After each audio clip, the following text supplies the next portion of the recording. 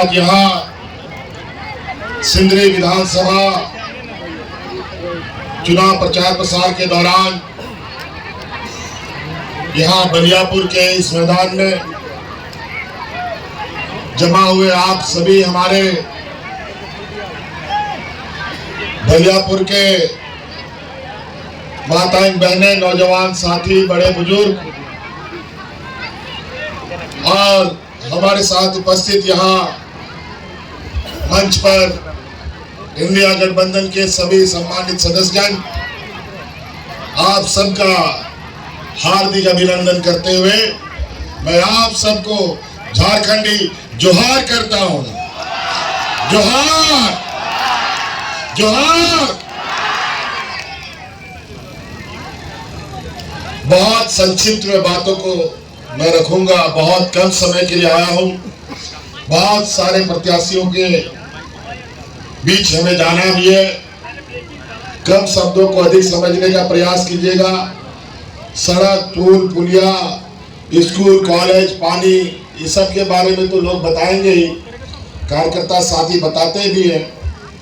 मैं आपको थोड़ा मोटा मोटा बात बता देना चाहता हूं, क्योंकि ये सिंदरी विधानसभा, जैसे कि पहले हमारे आदरणीय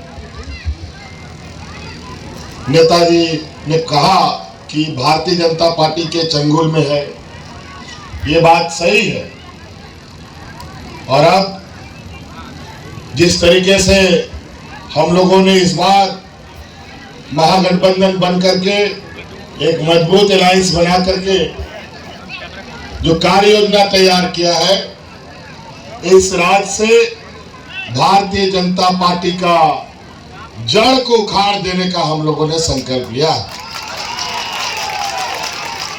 ये सामंती विचार, ये सांप्रदायिक फैलाने वाले लोग, हमारे बीच समाज में जहर बोने वाले लोग, इनको अब झारखंड से खदेड़ने का हम लोगों ने संकल्प लिया।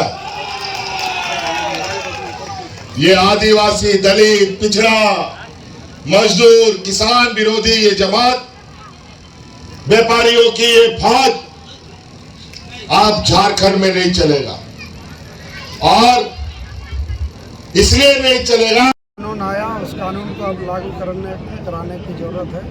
तो आने वाला दिन हम लोग 75% को 100% को लागू कराएंगे और हम लोग का कोशिश होगा कि ये और आगे बढ़े, 100% स्थानीयों को योग्यता के अनुसार काम में रखें। यहाँ के लोग 75% बाहरी जगह पे जाके कार्य कर रहे हैं, उनके लिए क्या योजना है?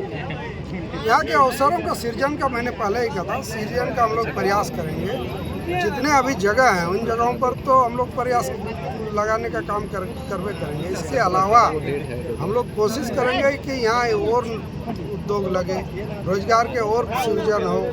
क्या हो सकता है, नहीं हो सकता है, उसको हम लोग आने वाला दिन देखेंगे। सर, सिंदरी कारखाना खुलने से यहाँ के युवाओं में खुशी थी कि हमें रोजगार मिलेगा, लेकिन फिर निराशा ही हाथ लगी। अगर आप जीते हैं तो युवाओं के लिए क्या करेंगे उसकी बेरोजगारी? सिंदरी की जनता में यदि मायूसी है तो ये मायूसी के जो कारण है उनसे सवाल होना चाहिए। भाजपा के लोग ये प्रतिनिधित्व में है, उनसे सवाल होना चाहिए। ये मोदी जी का ड्रीम प्रोजेक्ट है। ड्रीम प्रोजेक्ट में मोदी जी को सिर्फ चिमनियों में धुआं उठना या फिर फैक्ट्री चलना दिखता है। यहाँ के अगल बगल बेरोजगार हैं, उनको वहाँ नियोजित हो, रोजगार मिले, ये उनके सपने में नहीं आता है। तो हम समझते हैं कि उनको सपने में लाने के लिए हम लोग को ऐसा कुछ करना होगा, लोगों को संघर्ष को तेज करना होगा ताकि सपने में मोदी जी के सपने में आए। जगदीश रवानी और धनीधर मंडल भाजपा शामिल हो गए हैं, क्या कुछ नुकसान देख रहे हैं आप इसमें? चुनावी में बहुत कुछ नुकसान नहीं है। लोग मन बना चुके हैं इस बार बदलाव का, और बदलाव की जो बयार बह रही है उसमें कहीं कोई बाधा नहीं है, कोई उसका प्रभाव नहीं पड़ेगा। सिंदरी विधानसभा क्षेत्र बहुत बड़ा है, इसमें एक भी बड़े अच्छे स्वास्थ्य केंद्र नहीं है, तो यहाँ के लोग कहाँ जाके इलाज कराएंगे? उसके लिए भी हम लोग पहले भी कई बार बोले हैं। सिंदरी में अस्पताल हुआ करता था, एक समय पूरे जिला का सबसे अच्छा अस्पताल हुआ करता था, पूरे जिले के लोग आके इलाज कराते थे। वो अस्पताल FCIL के साथ ही बंद हो गया।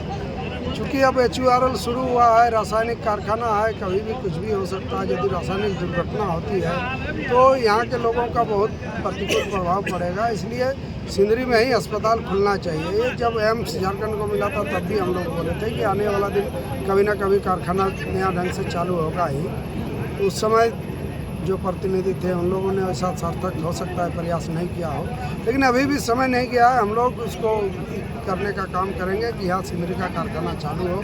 गोविंदपुर में आए दिन दुर्घटना हो रही है अनज पर। उन दुर्घटनाओं को देखते हुए भी हम लोग वर्षों से मांग कर रहे हैं कि गोविंदपुर का जो PHC है उसको अपग्रेड करके ट्रामा सेंटर बनाया जाए। तो ट्रामा सेंटर को बनाने की दिशा में भी हम लोग आने वाला समय काम करेंगे।